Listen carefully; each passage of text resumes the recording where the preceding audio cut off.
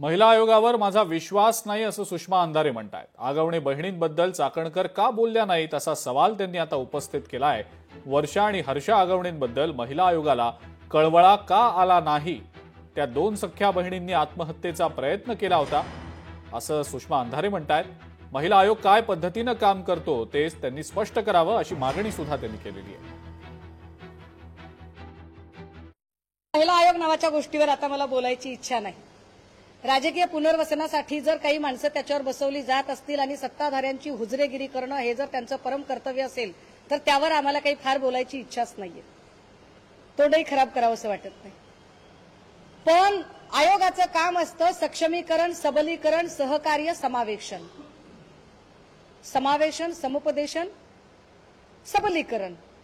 आयोगाचं काम प्रेस घेणे नाही। काल मी जे प्रश्न उपस्थित केले ते पोलीस स्टेशन आणि पोलिसांवर केले। बाजूला पोलीस अधिकारी बसलेत, पत्रकार पोलीस अधिकाऱ्यांना प्रश्न विचारतात आणि पोलीस अधिकाऱ्यांच्या आधीच आयोग पटा राघूसारखा बोलायला लागला। मी आयोगाला प्रश्नच विचारलेले नाही।